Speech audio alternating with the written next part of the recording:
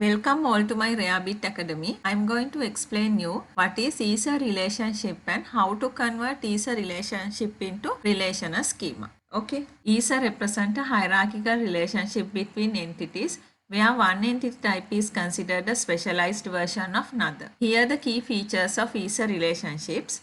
Supertype, the general entity that contains attributes shared by all subtypes. This is the supertype entity. This is the general entity. This contains all attributes shared by student and teacher. Let's go to see the subtype. The specialized entity that inherits the attributes of the supertype and may have its own additional attributes. So student and teacher are the subtype entities that inherits the attributes of the person entity and have its own additional attributes. Here every student is a person which inherits attributes of person, and also every teacher is a person which inherits attributes of person. That's why I explained earlier every lower level entity sets are subtypes of higher level entity sets. Now let's go to see the two types of EER inheritance, specialization and generalization. So we can design EER diagram either top down approach or bottom up approach. The top down design process is called specialization. Person is a student.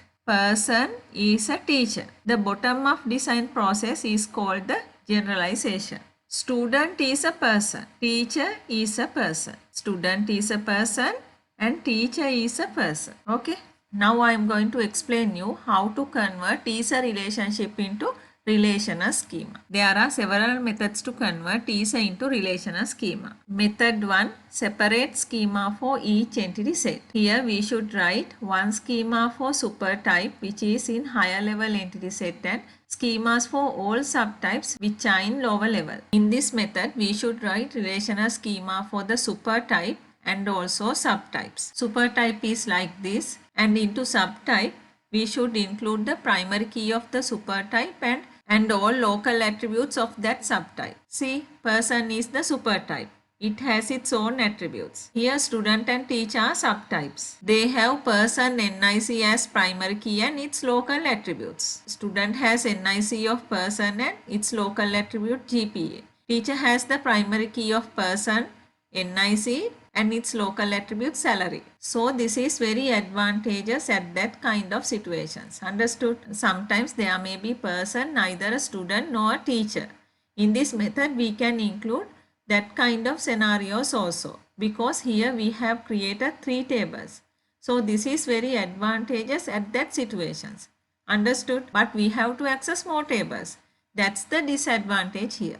Now let's go to convert EER into relational schema using second method. Here separate schema for each lower level entity set. Here we should include all local and supertype attributes into each schema. Here student has the NIC, name of the person and its local attribute GPA. Likewise, here teacher has the NIC of the person and the local attribute salary. Here no table for person. But if a person in our system which is neither a student nor a teacher, we can't store here. That's the disadvantage here. In that kind of situations, we have to go through the method 1. But if there are any requirement that every person is a student or a teacher, then this method is perfect.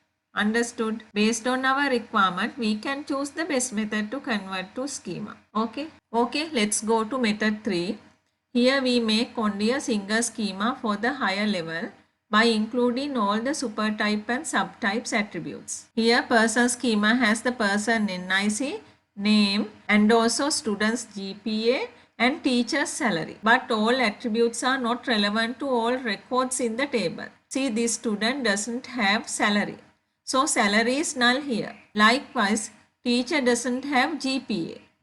GPA is null here. So that will be a disadvantage. Null values for non-relevant attributes. Advantage is no need to use joins because all attributes are in the same table. When no more attributes in the subtype, this method is good. I am going to discuss this question in my next video. I think this is really helpful for you.